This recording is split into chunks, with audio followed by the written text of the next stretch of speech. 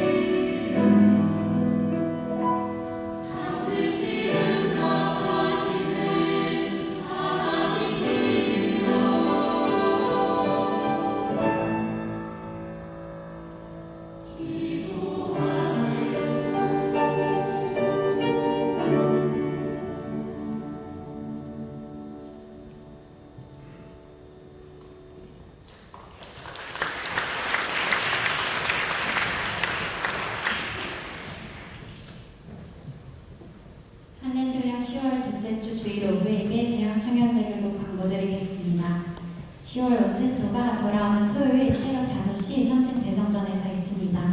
한 달에 한 번 있는 토요일 새벽 예배인 만큼 기대하는 마음으로 새벽을 깨우셔서 예배에 오시고 함께 마음 모아 기도하는 시간 되었으면 좋겠습니다. 교회 창립 40주년을 맞이하여 부흥성회가 있습니다. 10월 25일부터 27일까지 화면에 공지드리는 시간에 부흥성회가 있으니 많이 오셔서 새롭게 들으시고 하나님과 더 가까워질 수 있는 시간 되길 소망합니다. 노방전도가 10월부터 다시 시작됩니다. 10월 14일 토요일 오후 3시에 501호에 모여서 다같이 9월동으로 전도를 하러 갑니다. 저희가 여름에 다녀왔던 선교와 또 앞두고 있는 전도잔치뿐만 아니라 전도의 기회가 이렇게 일상에서도 많이 열려 있습니다. 많이 오셔서 예수님을 함께 전했으면 좋겠고 또 그분을 전할 수 있는 기쁨에 함께 동참했으면 좋겠습니다. 오늘 오후 예배에 참석한 청년들 중 대학 청년들 교구구역에 소속하여 신앙생활하길 원하시는 분들은 새가족팀에게 문의해 주시길 바랍니다. 이상으로 공부 마치겠습니다.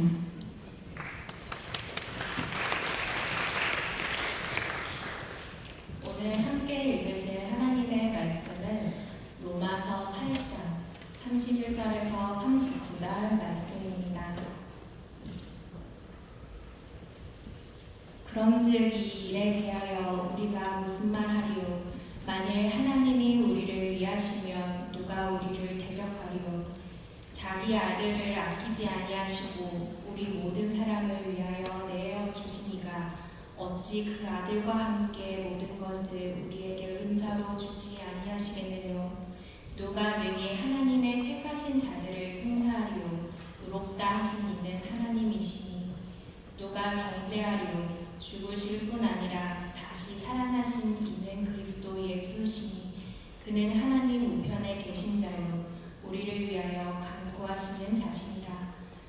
누가 우리를 그리스도의 사랑에서 끊으리요? 환난이나 온고나 핍박이나 기근이나 적신이나 위험이나 칼이랴. 기록된 바 우리가 종일 주를 위하여 죽임을 당하게 되며 도살할 양같이 여김을 받았나이다 함과 같으니라. 그러나 이 모든 일에 우리를 사랑하시는 이로 말미암아 우리가 넉넉히 이기느니라. 내가 확신하노니 사망이나 생명이나 천사들이나 권세자들이나 현재 일이나 장래 일이나 능력이나 높음이나 깊음이나 다른 아무 피조물이라도 우리를 우리 주 그리스도 예수 안에 있는 하나님의 사랑에서 끊을 수 없으리라. 아멘. 우리 저희 사랑하고 인사하겠습니다. 주님께서 당신을 사랑하십니다. 인사하겠습니다. 다시 한번요. 주님께서 당신을 보호하고 인도하십니다. 인사하겠습니다. 오늘도 기쁘고 좋은 날입니다. 하나님이 우리에게 주시는 그 은혜와 은택을 마음껏 누리며 나아가기를 주님으로 축복합니다. 오늘 예배하면서 정말 기뻤던 것은요. 오늘 이 단에 올라오기 전에 또 우리 출산하고 온 우리 혜수자매 아기를 볼 수 있어서 또 감사했고 또 잘 보니까 우리 지은자매도 출산하고 또 건강한 모습으로 남편하고 같이 와서 같이 예배해서 너무 감사합니다. 귀한 가정들 늘 하나님의 복이 있기를 소망하고요. 또 이처럼 귀한 축복을 허락해 주셨는데 아이들 잘 양육해서 더 멋진 그리고 아름다운 인생 행복한 삶 누리시고 또 우리 청년들 또 결혼한 우리 지체들 또 귀한 그 축복이 동일하게 있기를 바라겠습니다. 자, 오늘 저는요 본문 말씀을 근거로 해서 어떤 의식을 가지고 살아야 합니까? 어떤 의식을 가지고 살아야 합니까? 이런 말씀의 제목으로 함께 은혜를 누리겠습니다. 몇 달 전쯤에요 한 청년에게 부탁할 일이 있어서 전화를 걸었습니다. 한참 대화를 하고 이제 끊으려고 하는데 그 청년이 저에게 하는 말이 네 사장님 들어가세요 그러는 거예요. 그래서 전화를 끊었는데 이때 느낀 것이 아니 사람이 평소에 어떤 의식을 가지고 있느냐가 그 사람의 말과 행동을 달라지게 한다는 것을 느낄 수 있었습니다. 제가 어렸을 때에 그 전영우라는 그 개그 작가가 있어요. 이분이 굉장히 유명했는데 그분이 예수님을 믿고 간증하면서 하시는 이야기를 좀 들어본 게 있었는데요. 이 사람이 이제 예수 믿고 나서 좀 사람에 대한 그 치임 속에 좀 벗어나고자 이제 좀 쉼을 갖게 되어지고 여러 가지 여유의 시간들을 갖게 되어지는데, 이 여유 시간이 주어졌을 때에 뭘 할까라고 생각을 하다가 바둑에 좀 취하게 되어집니다. 워낙 초보이다 보니까 누가 상대해 주는 사람이 없잖아요. 그러니까 오른손으로 한 수, 왼손으로 한 수 이러면서 두었답니다. 그렇게 바둑의 재미를 느끼고 빠지다 보니까 한 가지 안 좋아지는 것이 신앙생활이 엉망이 되기 시작하는 거죠. 모든 즐거움을 바둑에서 찾게 되어지고 그것으로 살아가게 되어지는 거예요. 그러다 어느 날 이제 목사님이 신방을 명목으로 해서 급습하게 되어집니다. 그래서 집에 들어가 봤더니 여전히 한 손으로 한 수, 한 손으로 한 수 이러면서 바둑을 두고 있는 거예요. 그래서 목사님이 바둑이 그렇게 재밌습니까? 라고 했더니 목사님 성경대로 하니까 이게 너무 재밌어요 이러는 거예요. 그래서 이게 무슨 말입니까? 라고 하니까 그분이 하시는 말씀이 목사님 마태복음 6장 3절 말씀대로 오른손이 하는 일을 왼손이 모르게 하니까 이 바둑이 정말 재밌다라는 거예요. 그래서 목사님이 이러면서 간절히 기도해 주었는데, 기도해 주면서 마지막에 뭐라고 합니까? 예수님의 이름으로 기도합니다 이랬더니 갑자기 이분이 자기도 모르게 아멘을 아다리 이랬다는 거예요. 뭐 아멘이나 아다리나 뭐 끼워 맞추면 뜻이 어떤 비슷하다 할 수 있겠지만 아멘에 대해 그 순간에 아다리가 나왔다는 거 왜 그랬을까요? 왜요? 자신의 의식 구조에 바둑으로 꽉 차 있으니 말과 행동이 달라졌다는 거죠. 그렇습니다. 사람은요 이렇게 자기 안에 형성된 그 의식 구조에 따라서 객관적인 그 세계를 다르게 인식하여서 다 다르게 보게 되어지는데, 그러니 삶에 대한 목표도 계획도 어떤 선택과 결정도 어떤 의식을 가지고 사느냐에 따라서 다르게 모든 것이 달라질 수밖에 없다는 것입니다. 다시 말해서 인생 자체가 그 의식 구조에 따라서 달라진다는 거예요. 우리가 쉽게 이해한다면 이런 거죠. 여러분, 오병이어 사건을 우리 잘 알고 있습니다. 예수님께서 예루살렘 양문 곁에 그 베데스다 목가에서 38년 된 그 병자를 고치시죠. 그리고 제자들과 갈릴리 바다 건너편으로 가십니다. 산 위에 오르셨어요. 제자들과 잠시 쉬실 때에 예수님이 일어나서 이렇게 보니까 예수님을 그토록 간절히 찾아서 그렇게 바다를 걷는 것이 아니라 걸음마로 이렇게 막 예수님을 찾아오던 갈릴리 바다 그 건너편까지 오는 수많은 사람들을 발견하게 되어지는 거죠. 그래서 예수님 그들을 불쌍히 여기십니다. 그리고 가르치시는 거예요. 그런데 문제는 뭐예요? 날이 저물기 시작하는 거죠. 그래서 그들을 그냥 돌려보낼 수가 없게 되어집니다. 뭐라도 먹여보내야 되는데, 그래서 제자들에게 너희가 먹을 것을 주라라고 이야기하는 거죠. 근데 이 상황 가운데서요, 빌립이라는 사람과 이 안드레라는 사람이 아주 극명한 그 반응을 보이게 되어지는데, 여러분 먼저 빌립은 어떻습니까? 수많은 사람의 그 수를 대충 세어보니까 이 몰려오는 그 상황 가운데의 짐작이 어떻습니까? 야, 이거 먹을 만한 돈이 어린 짐작해도 이거 200데나리온 정도 되겠다라고 생각한 거예요. 계산을 한 거죠. 그런데 그 돈을 누가 가지고 있겠어요? 200데나리온.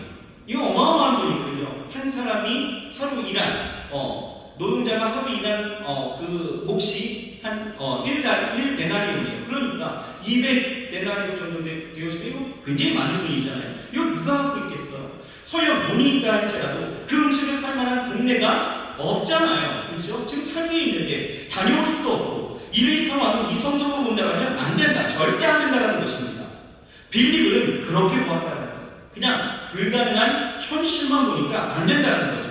그런데 안드레는 어떻습니까? 같은 상황이었잖아요. 그런데 이 안드레는 한 아이가 가지고 있었던 도시락, 물고기 2마리와 5개의 떡을 예수님께 가져다 드리는, 누가 보면 야 저거 바보 아니야?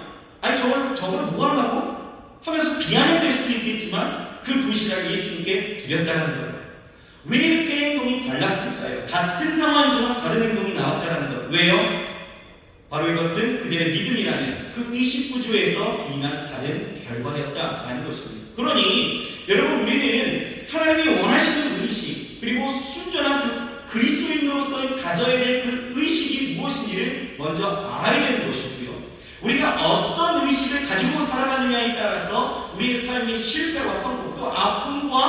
또 기쁨, 이렇게 완전한 이분법적인 확실한 다른 결과로 나타나는 것을 우리가 알고 그것에 대한 의식들을 우리가 전환하면서 살아갈 수 있어야 된다는 거예요. 바라기는 우리는 하나님이 원하시는 의식이 기준이 되어져서 우리의 삶의 현장에서 깨뜨리고 버려야 될 그 의식이 무엇인지를 잘 파악하고 새로운 의식으로 전환하는 우리 모두가 되기를 주의 이름으로 축원합니다. 그렇다면 지금 여러분들 우리 안에 그 의식들 우리가 어떤 의식으로 전환해야 될까? 오늘 로마서를 보고 있어요. 오늘 로마서 8장 특별히 30절, 31절부터 이 귀한 말씀들이요, 제가 개인적으로 사랑하는 말씀 중에 하나인데요, 마음을 잡아야 될 때, 또 용기를 얻고 또 힘을 얻고 싶을 때 늘 읽고 묵상하는 이 로마서 8장 31절부터 39절 이 말씀을 가지고, 여러분 오늘 우리는 어떤 의식을 가지고 살아야 되는지, 하나님이 원하시는 의식이 무엇인지를 함께 나누고자 합니다. 자, 첫째로 우리는요 결핍 의식을 버리고 은혜 의식을 가져야 된다라는 것입니다. 결핍 의식을 버려야 됩니다. 그리고 은혜 의식을 가져야 되는 거예요. 자, 우리 31절 말씀을 같이 한번 읽어보겠습니다. 31절 시작. 그런즉 이 일에 대하여 우리가 무슨 말 하리요? 만일 하나님이 우리를 위하시면 누가 우리를 대적하리?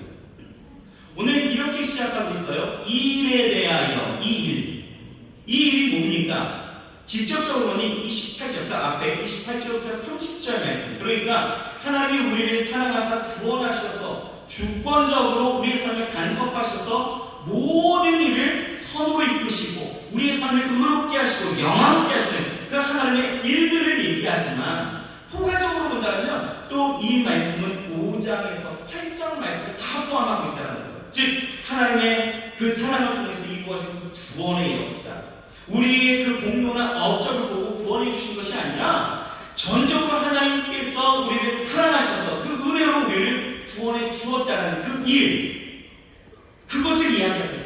그러니 여러분, 이 일에 대하여 우리가 무슨 말하요? 그 구원하신 그 하나님의 일에 대해서 우리가 무슨 말할 수 있겠냐 이 말이에요.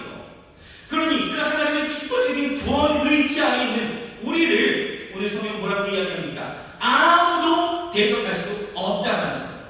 아무도 대적할 수 없다. 하나님이 주권적으로 구원하시고자 하는 우리의 삶을 아무도 대적할 수 없다는 거예요. 왜 그렇습니까? 왜요? 하나님이 우리를 위하시기 때문이다 라고 우리 교육하고 있죠. 하나님이 우리를 위하시기 때문에. 여러분 보세요. 내가 고난 가운데 있다 할지라도, 실패 가운데 있다 할지라도, 질병과 가난 가운데 있다 할지라도, 여러분 하나님이 우리를 위하신다는 거예요. 다시 말해서 그 현장에 우리와 함께 하시고 우리를 위해서 일하신다라는 것입니다. 그렇다면 여러분, 우리와 함께 하신 그 하나님 어떤 하나님이십니까? 오늘 32절을 보니 이렇게 말씀하고 있는 거예요. 같이 한번 읽어봅시다. 시작. 자기 아들을 아끼지 아니하시고 우리 모든 사람을 위하여 내어주시니까 어찌 그 아들과 함께 모든 것을 우리에게 은사로 주지 아니하시겠느냐. 세 가지로 말씀하고 있죠. 첫째는 자기 아들을 아끼지 아니하시는 분이시래요. 하나님은 그렇습니다. 우리를 위해서 아끼지 아니하시는 분이에요. 하나님은 독생자 예수 그리스도를 우리를 위해서 아끼지 않으셨습니다. 둘째는요, 모든 사람을 위해서 그 아들을 내어주셨다는 거예요. 여러분, 십자가라는 사람에게 있어서 가장 극한 고통과 수치를 느낄 수 있는 그 형틀의 아들을 내어주었다는 거예요. 모든 사람을 위하여서 내어주었습니다.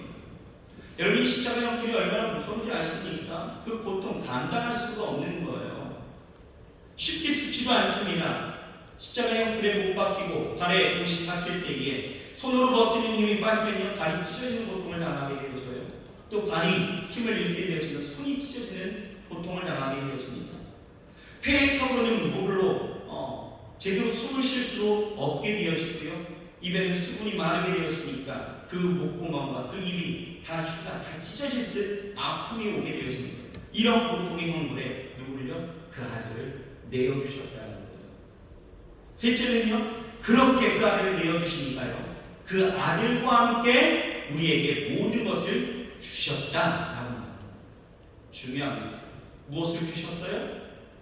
구원을 주셨고 또 우리의 삶에 필요한 모든 것을 주시겠다라는 약속을 우리에게 보이셨다는 거예요.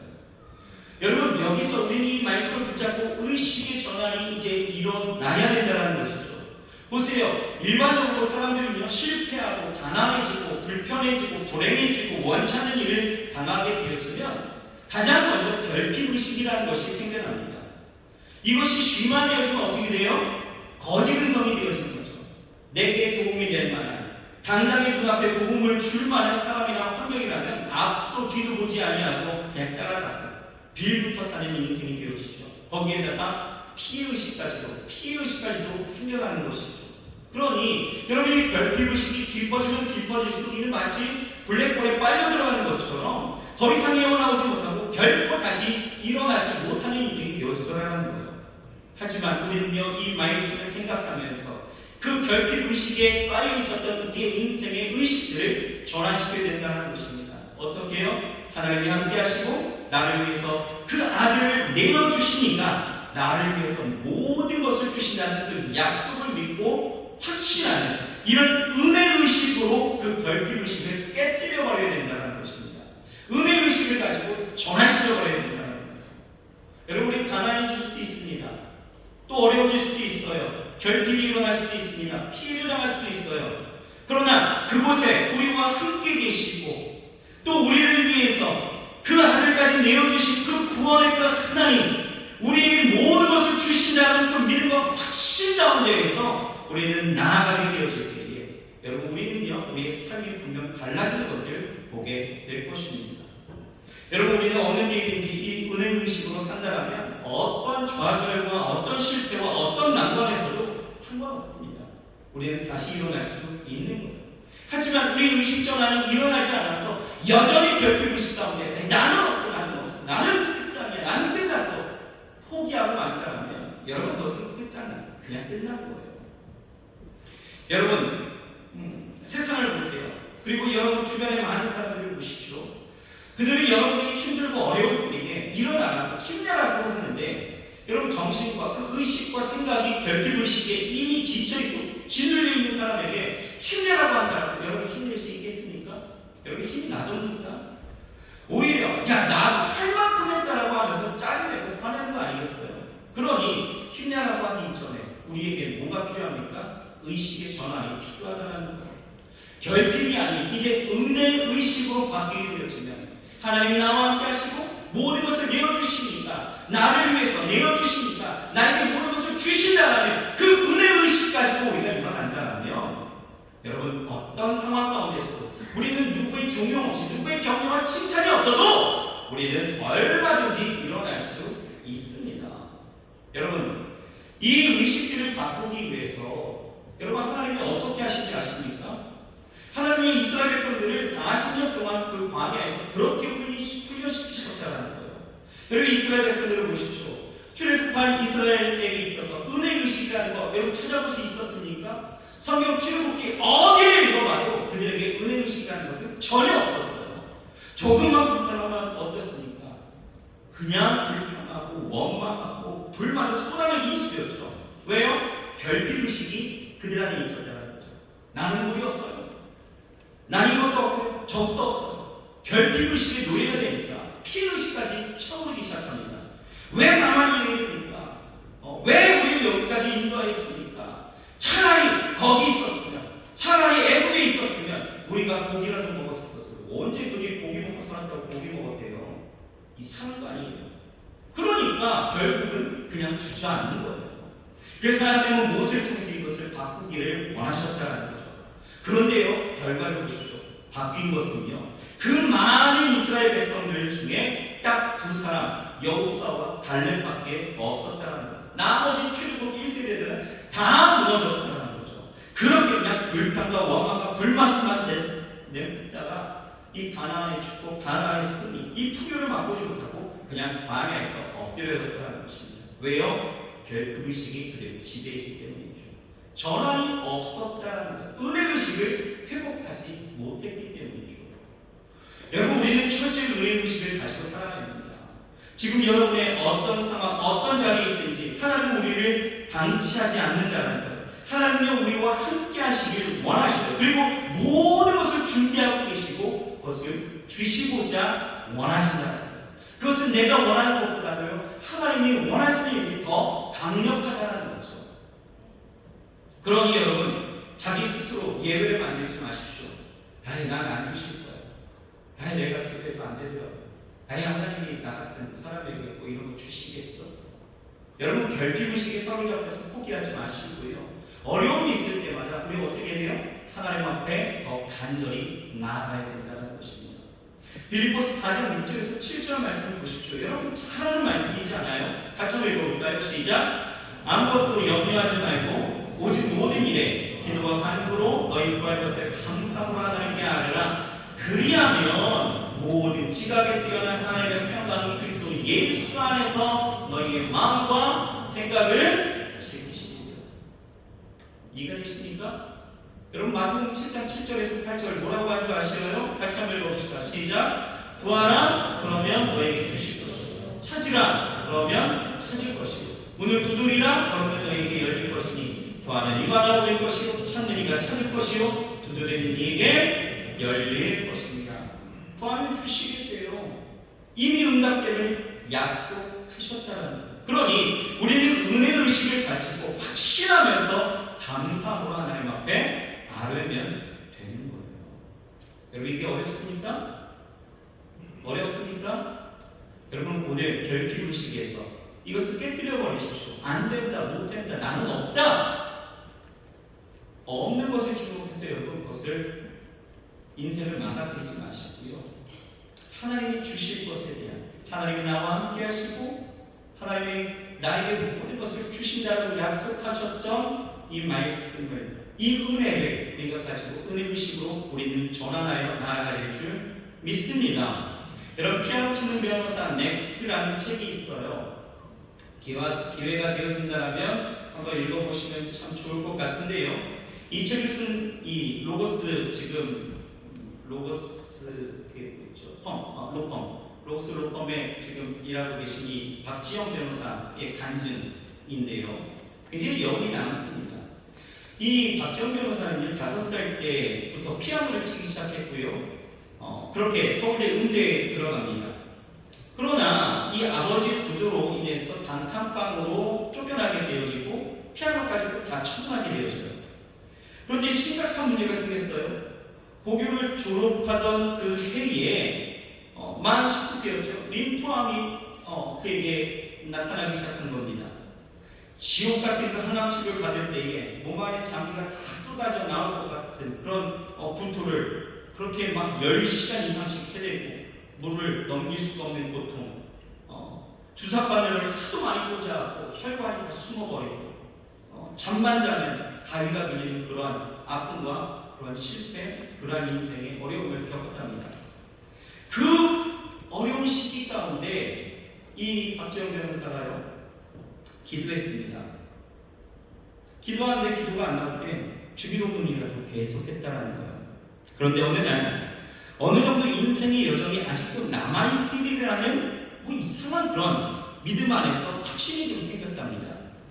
그래서 다놓고 이 항암 치료를 이제 중단하겠다 하고 중단해버립니다.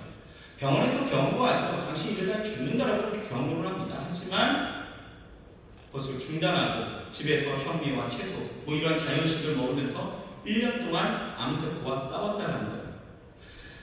그런데 놀라운 것은 그렇게 하나님의 은혜로 치료가 되어졌습니다. 완치가 되어진 거죠. 그 이후에 15년 동안이나 감기나 뭐 어떤 타박상 등의 치료 이러한 것으로 인해서 치료하고 병원에 간 일 외에는 림프샘 종양과 관련돼서 병원에 간 적이 단 한 번도 없었다는 거예요. 이 박재훈 변호사가 기나긴 터널을 통과하는 동안에 자기는 느꼈대요. 늘 함께 하시고 나에게 모든 것을 내어주신 이가 나에게 모든 것을 주신다라는 그 믿음, 이 은혜 의식이 그 안에 가득했다는 거죠. 그래서 그것으로 하나님 앞에 감사하면서 그렇게 나아가게 되어질 때에 정말 자신의 그 인생 가운데에서 다시 꿈꿔왔던 그 서울대 음대를 다시 들어가게 되어지고 공부하게 되어집니다. 그런데 공부할 때 깨달은 게 뭔지 아십니까? 이렇게 인생이 한시적 삶이고 한정적인 그러한 시간이 있는 동안에 내게 주어진 이 시간들 하나님이 내게 주신 그 삶의 자리에서 내가 분명히 해야 될 일들이 있을 것이다라고 생각하고 그것이 무엇일까 생각했다는 거예요. 그러면서 분명한 목표가 생기기 시작하다는 거죠.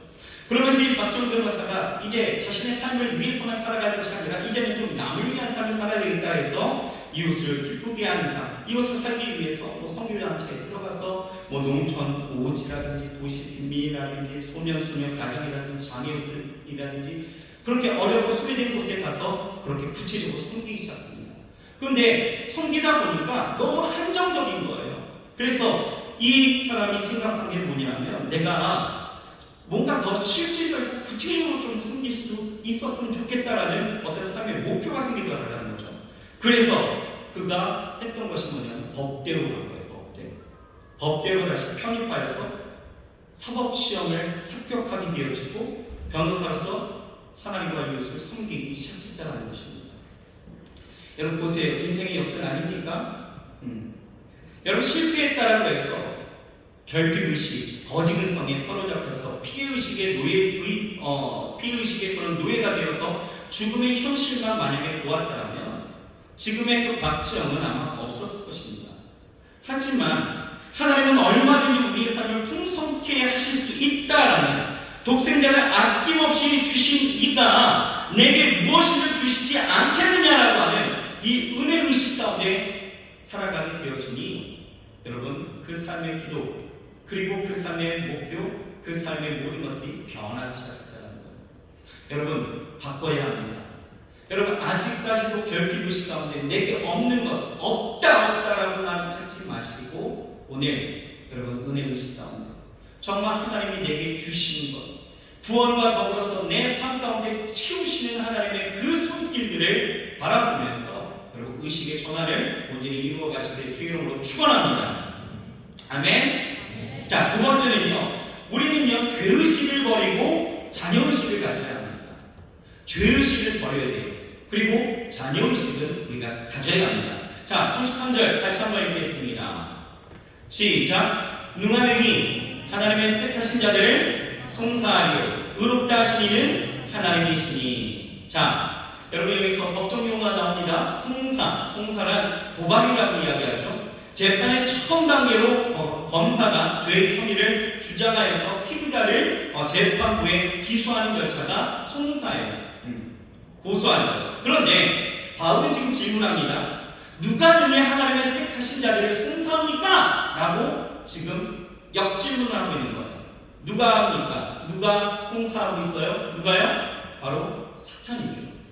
여러분 요한계시록 12장을 보면 사탄이 하는 일을 우리에게 분명하게 보여주는데 뭐라고 이야기합니까? 사탄이 뭐예요? 사탄은 참소하는 자, 고발하고 고소하는 자로 소개하고 있다는 거예요. 그렇습니다. 사탄은요 늘 우리의 그 신앙과 행위 사이에 무엇을 끊임없이 긁어내고 그것을 가지고 송사하려고 한다는 거예요. 그렇게 송사해서 실패하고 그 실패로 다시 일어나지 못하게 하는 것이 그들의 계략이라는 것이죠. 더 이상 우리를 행복하고 풍성하지 못하게 살기 위해서 늘 끊임없이 고발합니다. 여러분 스가랴서를 보세요. 스가랴서 3장을 보게 되어지면 스가랴에게 보여주신 네 번째 환상에 대한 기록이 나옵니다. 그 내용을 보게 되어지면 하늘에서 하나님이 주관하시는 그 천상회의가 일어나요. 이때 사탄이 대제사장 여호수아를 고발합니다. 당시 이스라엘이 포로로 있을 때에 보리스 대왕의 그 칙령을 따라서 총독 수르바벨과 대제사장 여호수아가 첫 번째 예루살렘으로 5만 명을 이끌고 귀환하는 모습을 보게 되어지는데 이 과정 가운데서요 사단이 지금 뭐예요? 고발하고 있는 거예요. 여호수아를 대제사장 여호수아를 고발합니다. 어떤 내용으로 고발했는지는 몰라요. 하지만 하나님은요 이 사탄의 고발 앞에 뭐라고 하시냐면 여호수아가 타는 불에서 꺼낸 그슬린 나무와 같을지라도 그러니까 그의 상태가 어때요? 타는 불에서 꺼낸 그슬린 나무와 같은 그러한 검은 것으로 뒤덮인 그러한 상황일지라도 내가 저를 벗기시고 씻기시고 입히시겠다라고 이야기합니다. 내가 용서하겠다. 여러분 하나님은요 우리에게 이렇게 행하시는 거예요. 우리가 비록 죄 가운데 있는 것이 사실이죠. 우리의 연약함 속에서 우리는 늘 넘어지는 것이 사실입니다. 그러나 하나님은 어때요? 그렇게 쓰러진 자들, 연약한 자들이 주께로 돌아오게 되어질 때에 자녀 삼아서 이 사탄의 그 참소와 고발과 그 송사를 그냥 무력화시켜 버리겠다라고 말씀하시는 거예요. 그러니 여러분, 우리가 죄의식 가운데 살아간다는 것, 이것이 얼마나 멍청한 짓인지 우리는 알아야 됩니다. 하나님은 이미 우리를 용서하셨다는 거예요. 그런데 우리는 용서받지 못했다고 지금 떼를 쓰고 있는 거죠. 죄의식을 갖고 있다는 것은. 그러면서 나는 죽을 거야, 나는 안 돼, 나는 쓸데없어, 이 죄 가운데 나는 어찌할. 여러분, 용서가 되어졌던 우리의 삶 가운데 우리가 여전히 사단의 참소를 무력화되어진 이 사단의 참소를 그냥 여전히 유효한 것처럼 살아간다는, 이게 얼마나 우둔한 모습입니까? 여러분, 이 사단은 지금도 여러분을 향해서 뭐라고 이야기합니까? 계속해서 참소하죠. 너 사역한 사람이 뭐 그렇게 살아? 그렇게 하면 되겠어? 너 주를 따르다라고 해놓고 너의 인식 그게 뭐야? 너 어제 저녁에 포르노 봤지? 너 어제도 피부까지 끓기는 그런 술 취함이 있었잖아. 너 아직도 입술에 범죄함이 지금도 넘치고 있잖아. 너 더러운 성격으로 너무 쫓겨났지? 술, 약물로, 마약으로, 너 음주로, 욕심으로, 음행으로 너 그 꼴 그렇게 돼서 된 거야 라고 하면서 이 사탄이요 계속해서 우리를 고발하고 있다는 거예요. 여러분, 이것이요 사탄만 합니까? 사탄만 하면 다행이에요. 사탄이 하는 이 참소를요 교회 공동체 안에서도 스스럼 없이 내뱉고 있다는 거예요. 서로 바라보며 서로 정죄하고 비판하는 거죠. 그러면서 나는 어때요? 스스로 정죄하고 죄의식 가운데 갇혀버리는 것입니다. 내가 하나님의 자녀라고, 내가 하나님의 의로운 사람이라고 하고 계시겠네. 나는 쓰레기에 불과한 사람이야. 여러분, 이것이 무엇입니까? 우리가 다시 일어나지 못하도록 만드는 죄의식이라는 거예요. 내 스스로가 그것을 만든다는 거죠. 여러분, 저는 이번에 항저우 아시안게임 보셨죠? 어제 축구 보셨습니까? 야구 보셨습니까? 네, 동시에 못 봤을 텐데 같은 시간에서 이 항저우 아시안게임을 보면서 저 단체 경기하는 사람들이 굉장히 걱정이 되더라고요. 우선은 축구 경기에서 자책골로 인정되어졌던 이 백모 선수의 그 일들이 있어요. 이 선수를 향해서요 질타와 악성 댓글이요 수준이 도를 넘어서, 이야, 그 어마어마하다고, 너만 없으면 대표팀 잘 될 거야, 넌 그거밖에 안 되는 수준이야 라고 하는, 이게 참한 입에 담기 힘든 욕설까지도 이 댓글에 담아냈는데, 누구보다도 힘들 그 선수가 그 댓글을 읽고 얼마나 자책감이 들었을까요? 정말 괴로움에 참 마음이 아팠는데, 다행히 어저께 금을 따서 그런지 만약에 은메달을 땄다면 이거는 여러 가지로 불편한 상황이 나타났을 거예요. 그렇죠? 그러니 그 선수가 그 자책감 속에서 그것이 깊어지면 어떻게 돼요? 죄의식이 되어지고 그것으로 자기의 인생을 정철하게 되어진다면 어떻습니까? 여러분, 그가 돌아와서 다시 TV리그에서 뛰게 되어졌을 때 축구 선수로 여러분 어떻게 경기하겠어요? 그렇죠? 또 하나 있었습니다. 한국 롤러 그 남자 3000m 그 계주 선수 중에 그 정철원 선수라고 있는데요. 3000m 이 계주 경기에서 들어오기 전에 그 피니시 라인 그 바로 앞에서 세리머니를 하다가 뒤에 쫓아온 그 대만 선수에게 결승점에서 추월을 당해서 0.01초 차이로 은메달을 딴 일이 있었습니다. 수상대에서의 이 정 선수를 봤더니요 고개를 숙인 채 아무 말도 하지 못하고 그냥 비참한 그 얼굴을 갖고 있었다는 거예요. 그 모습에 얼마나 자책하고 있을까 생각하니까 마음이 굉장히 불편하더라고요. 더욱이 이 선수가 그랬던 것이요, 남자들에게는 금메달 따면 뭐가 있어요? 병역 혜택이 있잖아요. 병역 혜택. 그런데 이 선수의 이 세레머니 이거 한 방으로 그것 때문에 이 계주는 혼자 하는 게 아니잖아요. 두 선수가 더 있었는데 이 두 선수가 다 병역 혜택을 받을 수 있는 그런 기회가 되어졌던 거죠. 그런데 이 0.01초 이 세레머니 이 방식으로 인해서 어떻게 됩니까? 병역 혜택을 다 놓쳐버린 거예요. 그러니까 이 정 선수가 얼마나 그 자책감이 듭니까? 자책감이. 그래서요, 한국을 돌아올 때도요, 그 증식 가운데에서 조용히 입국했다는 거예요. 아무도 환호해주지. 여러분, 은메달이가 얼마나 대단한 거예요, 그렇죠? 그런데 아무도 환호해주지 못한 채 그냥 한국을 조용히 들어오는 모습이 어떤 한 그 신문 기사에 의해서 이렇게 기록이 되었었는데, 여러분, 사람이요 이렇게 죄의식에 사로잡히면 다시 일어날 수가 없는 거예요. 죄를 의식하는 것은 좋은 거예요. 하지만 죄의식에 빠지는 것은 여러분 위험한 거죠. 그러니 여러분, 우리는 사단이 심어주든지 아니면 자기 스스로 갇혔든지 이 죄의식에서 탈출해야 된다는 것입니다. 죄의식에서 해방되어져야 되는 거예요. 여기에서 해방되지 못한다면 우리의 모든 삶이라는 것이 결코 행복할 수도, 어떤 풍요로운 삶을 누릴 수도 없게 되어진 거예요. 왜 그렇습니까? 여러분, 성경을 보십시오. 우리가 이것을 탈출해야 된다는 것이, 여러분, 왜요? 우리를 의롭다고 하신 분이 누구예요? 바로 하나님이시다는 거죠. 보십시오. 아브라함이 아내를 누이라고 속였어도, 모세가 사람을 죽였을 때에도, 야곱이 사기치고 도망갔을 때에도, 노아가 술주정을 부렸을 때에도 하나님은 여전히 어떻게 합니까? 그들을 붙잡았다는 거예요. 버리지 않았다는 거예요. 무슨 얘기입니까? 죄에 대한 문제라는 것은 여러분, 상대방이 용서해주면 끝이 나는 거예요. 내가 어떻게 생각하든지 상대방이 용서해 주시면 그것으로 끝나는 거죠. 그런데 보세요. 우리 하나님께서 우리의 죄가 죽음같이 붉을지라도 양털같이 희게 해주셨다는 거죠. 이사야서 43장 25절에 이렇게 말씀합니다. 나는 나를 위하여 내 허물을 도말하는 자니 내 죄를 기억하지 아니하리라. 이미 끝났다는 거예요.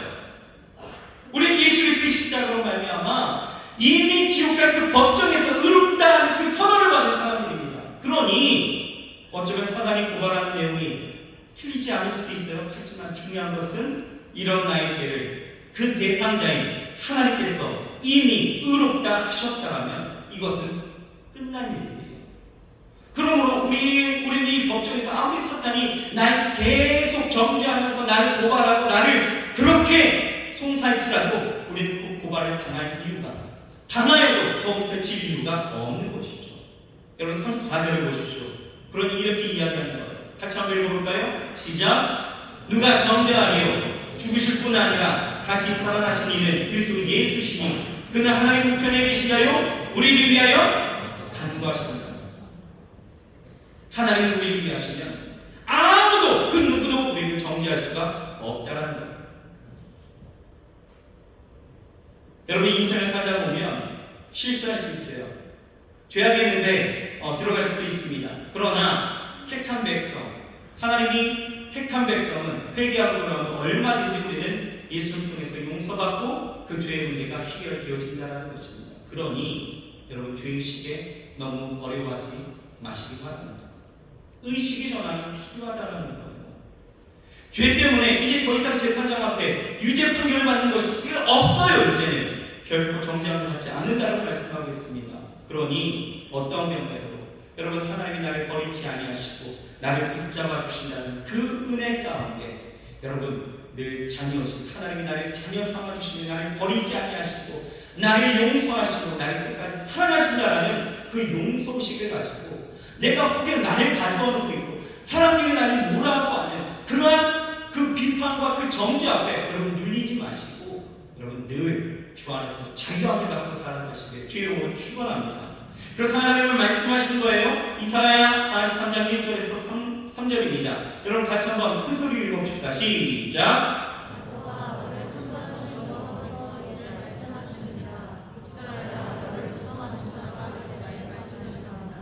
너는 두려워 말라. 내가 너를 구속하였고 내가 너를 지명하여 불렀나니 너는 내 것이라. 네가 물 가운데로 지날 때에 내가 함께 할 것이라. 강을 건널 때에 우리 너를 침몰치 못할 것이며 네가 물 가운데 행할 때에도 타지도 아니할 것이요 불꽃이 너를 사르지도 못하리니 대전하는 여호와 내 하나님이요 이스라엘의 거룩한 자요 내 구원자입니다. 믿습니까? 여러분, 어떠한 실패, 어떠한 범죄의 현장 가운데 들어간다 할지라도 죄에 대한 의식은 여러분들에게 분명히 있어야 돼요. 하지만 죄의 의식이라는 것에 너무 빠져들어 여러분들 스스로를 가둬두지 마십시오.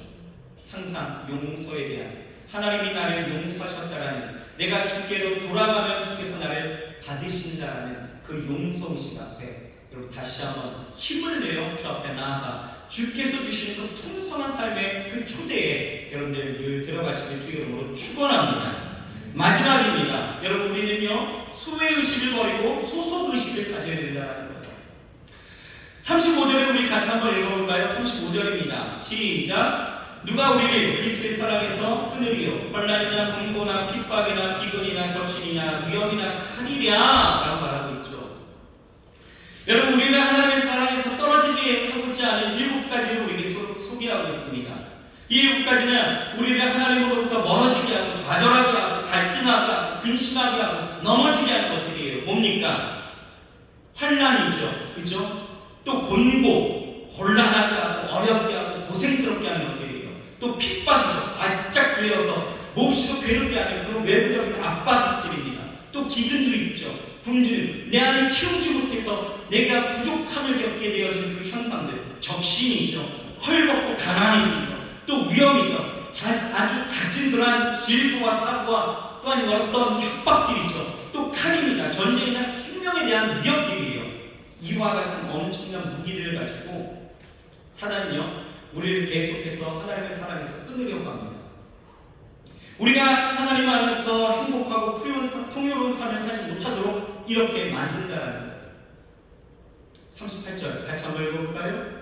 시작. 내가 확신하노니 사망이나 생명이나 천사자들이나 권세자들이나 현재인이나 장래인이나 능력이나 높음이나 깊음이나 다른 아무 피조물이라도 우리를 우리 주 그리스도 예수 안에 있는 하나님의 사랑에서 끊을 수 없느니라. 또 여기서 또 10가지를 또 소개하고 있는 거예요. 뭡니까? 사망과 생명.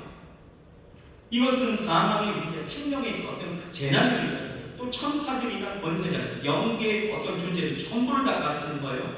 현재일이나 장래일, 기간적인 어떤 모든 때를 다 이야기하고 있습니다.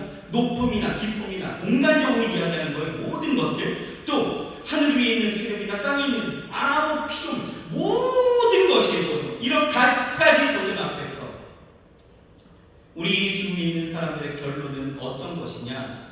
여러분, 답답하실 수도 있어요. 모든 것이 나를 넘어뜨리려고 하는 이 위기의 상황 속에서 어떻게 해야 될까? 자, 보십시오. 37절입니다. 같이 한번 읽어봅시다. 시작. 그러나 이 모든 일에 우리를 사랑하신 이로 말미암아 우리가 넉넉히 이미 끝났습니다. 넉넉히 이기는 거예요. 이긴 싸움을 지금 하라고 하시는 거예요.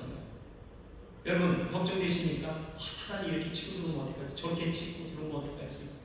내 인생 가운데서 이런 장애물이 생기면 어떡하지? 내 인생 가운데서 이런 고난과 고통과 이러한 혼란과 어려움이 생겨나면 어떡하지? 여러분, 걱정하지 마십시오. 이미 이긴 싸움입니다. 여러분, 예를 들어 설명해 볼까요? 여러분, 축구 좋아하는 사람, 어제 우리 이겼잖아요. 그렇죠? 이겼습니다. 우리 그거 또 볼 수 있습니다. 그렇죠? 재방송을 하게 되었지만 또 볼 수 있습니다. 결과가 이미 났죠. 어떻게요? 2대1로 이겼습니다. 그렇죠? 근데 녹화 경기를 보면서 일본에게 먼저 선제골을 우리가 허용당했잖아요. 그렇죠? 그거 보면서 끝났어. 어떡해. 이제 우리 진 거야. 이러면서 보는 사람이 있습니까? 없습니다. 그렇죠? 수비수가 뭐 좀 실수했다고 왜 저걸 볼을 저렇게 차고 있는 거야? 하면서 보는 사람 없어요. 왜요? 결국 우리는 2대1로 이긴 이 싸움의 결과를 알기 때문이죠. 그러니 이 경기를 보면서 우리는 얼마든지 즐겁고 기쁘게 볼 수 있고 여유롭게 볼 수 있는 것입니다. 여러분, 우리의 영적인 싸움도 마찬가지예요. 우리는 이 영적 싸움 가운데에서 하나님이 이미 이겼다라고 선포하고 선언하고 계시다라는 거죠. 이긴 싸움을 싸우는 거예요. 그런데 우리는 이 이긴 싸움을 진 싸움처럼 여기고 산 사람들이 꽤나 있다라는 것입니다. 어떻게 해요? 이런 거죠. 우리가 실패하면 늘 찾아오는 것이 나 혼자밖에 없구나, 아무도 나를 도와주지 않는구나라고 생각하는 거예요. 뭡니까? 소외의식이죠. 소외의식이에요. 나는 고독하고 사랑받지 못하고 따돌린다는 사람이라고 생각하면서 그것이 깊어지면 우울증이 생기고 그것이 사로잡혀서 인생을 엉망으로 만드는 사람들도 있다는 거예요. 여러분 잘 아시는 것처럼 우리나라가 세계에서 자살률이 가장 높습니다. 한 해 14,000명이나 스스로 목숨을 끊고 있고요. 30세 이전의 죽음의 그 원인을 찾아보면 그 첫 번째 이유는 자살이라고 합니다.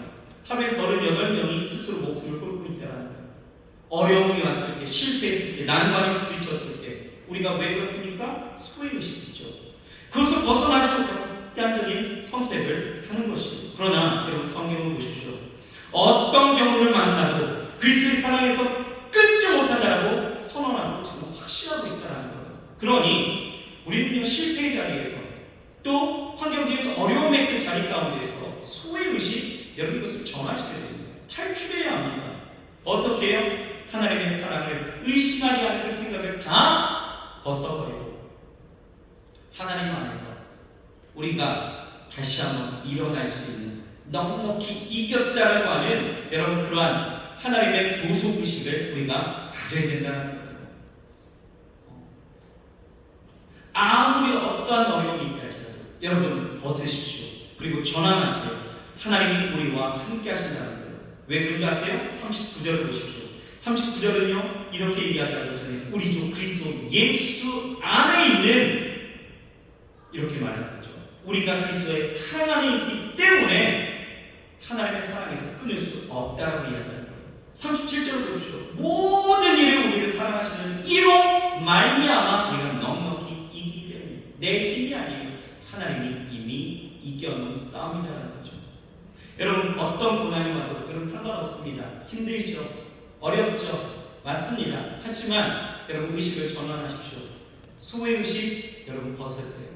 내 안에 소속의식, 즉 내가 하나님 안에 있기에 나는 하나님이 쌓아놓은 싸움을 하는 것이다 라고 하는 이 소속의식을 여러분 가지시길 바랍니다. 그러면 우리는 넉넉히 이기는 거예요. 요한복음 16장 33절만 읽고 우리 말씀을 마치도록 합니다. 자, 16장 33절 같이 한번 읽어볼까요? 시작! 이것을 너희에게 이름은 너희로 내 안에서 평안을 누리게 하려 함이라. 세상에서는 너희가 환난을 당하나 담대하라. 내가 세상을 이겨노라 하시니라. 여러분 환난을 안 당할 수는 없어요. 왜요? 사탄은 계속 우리를 숭사하고 우리를 넘어뜨리려고 하거든요. 우리의 삶을 통하여 계속해서 그 사랑에서 끊으려고 여러 가지의 일들로 우리를 방해합니다. 하지만 여러분 걱정은 하지 마십시오. 담대하십시오. 왜요? 왜요?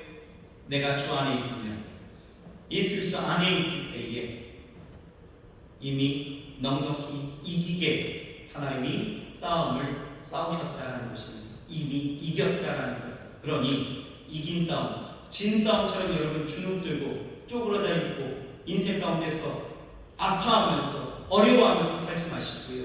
늘 담대하게 승리하면서 살아가시길 주의 이름으로 축원합니다. 주의 이름으로 축원합니다.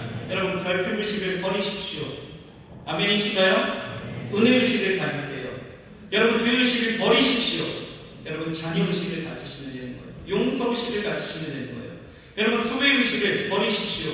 하나님이 나와 함께 하시는 그 소속의식을 가진다면 여러분들의 인생 얼마든지 풍성한 삶으로 살아가게 되어질 줄 믿습니다. 저는 우리 청년들이 또 우리 함께 예배하는 모든 성도님들이 그렇게 살아가기를 원합니다. 그것이 저의 소망뿐만 아니라 하나님이 우리에게 주시는 소망일 줄 믿습니다. 우리 저희 역사님께 인사하겠습니다. 풍성히 살아갑시다. 다시 한번 인사하겠습니다. 의식을 전환하여 풍성히 살아갑시다. 기도하겠습니다.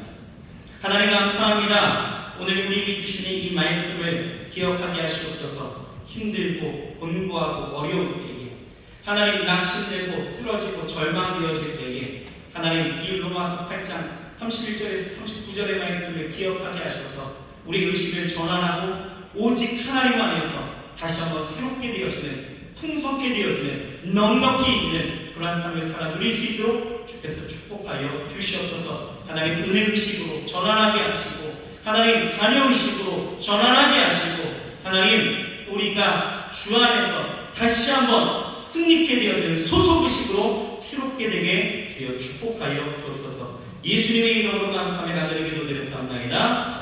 아멘. 오늘 이 시간 다 같이 기도합시다. 나를 보세요. 나를 저 보지 마시고 여러분들 스스로를 보라는 거예요. 나를 보십시오. 여러분, 나는 어떤 사람이었습니까? 어떤 어려움이 다가오면 결핍의식 때문에 안 된다, 못한다, 그냥 없다 하면서 맨날 그냥 원망하고 불평만 하고 있지 않았습니까? 스스로 가둬도 또는 사람들과 이 사단의 그 창수하는 소리로 인하여서 여러분의 그 영혼을 가둬두고 여러분 짓눌린 채로 살아가고 있지 않았습니까?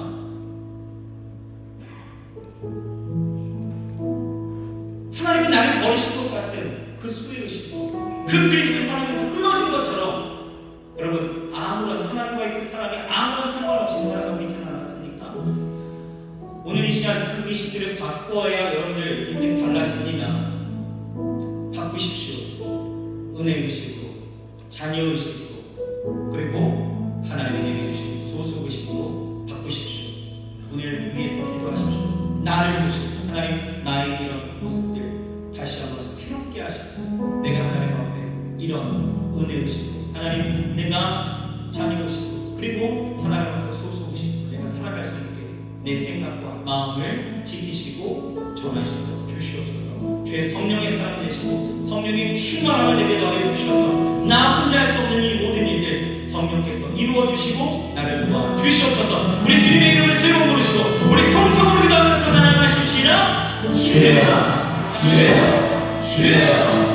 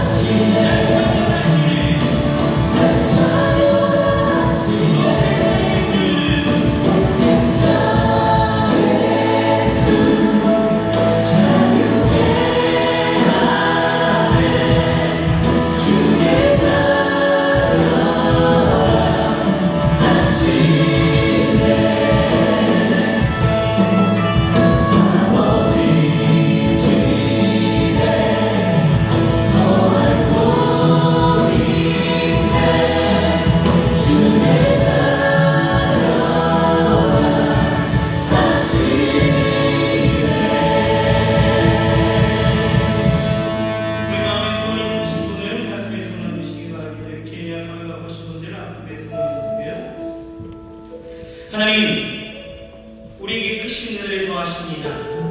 우리를 자유케 하십니다. 하나님 우리로 넉넉히 승리하게 하십니다. 우리로 용서하십니다.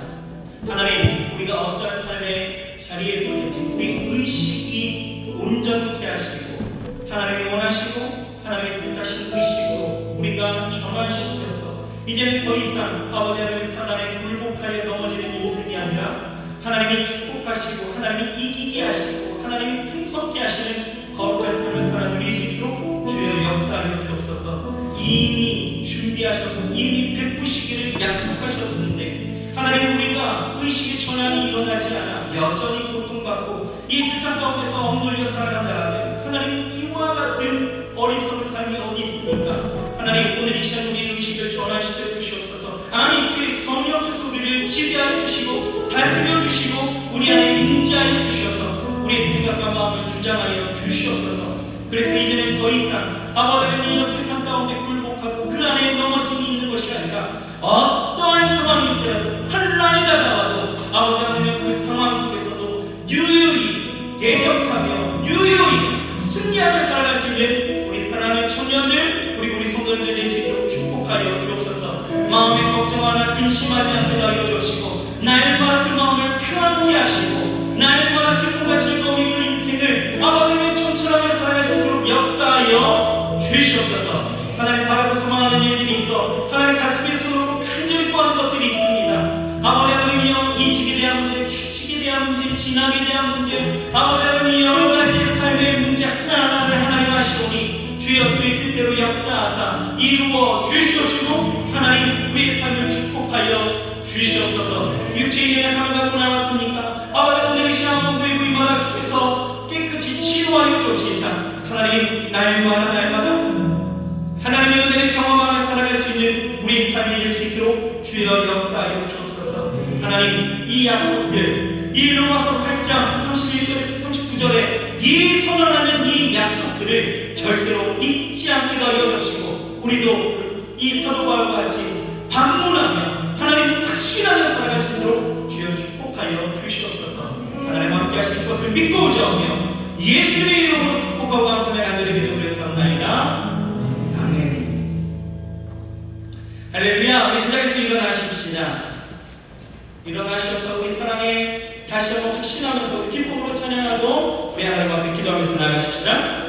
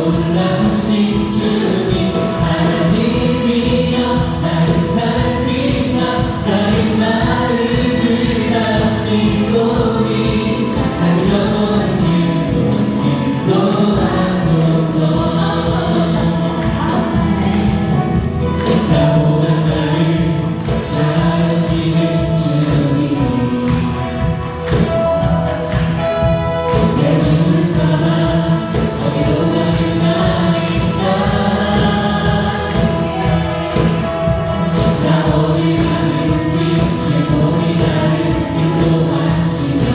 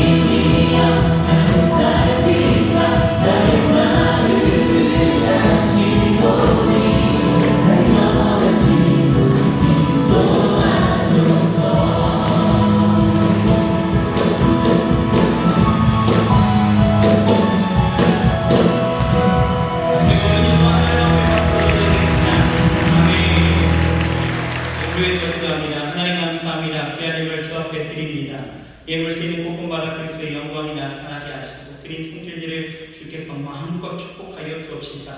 정말 흘려오는 하나님의 은혜와 자비로 그리고 하늘의 신령함과 땅에 기름진 것으로 저들의 삶을 채우시고 주께서 높이시네. 하나님 저들의 삶을 통하여 또 영광 받으시고 저들이 하나님 나만을 위하여서 살아가는 것이 아니라 나도 베풀 수 있는 그 거룩한 하나님 그런 마음을 품고 그렇게 행하여 살아갈 수 있도록 주께서 축복하여 주옵소서. 예물 받으신 줄 믿습니다. 하나님의 성령으로 기름 부으심이 우리 모두에게 임하게 하여 주옵소서. 예수님의 이름으로 축복하고 감사하며 간절히 기도드렸사옵나이다. 아멘. 지금은 우리 구주 예수 그리스도의 은혜와 아버지 하나님의 영원하신 사랑과 보혜사 성령님이 내주하시고 교통하시고 충만케 하시는 역사가 오늘 우리 의식을 온전케 하여 주가 원하시는 그 의식으로 전환하고 이제 하나님 안에서 풍성한 삶을 꿈꾸며 일어서는 우리 사랑하는 청년들과 우리 모든 성도들 머리머리마다 저들의 삶, 개인 직장 사업 그리고 자녀들 그리고 모든 인생 위에 그리고 나라와 민족과 교회 위에 지금부터 영원토록 함께 하실지어다.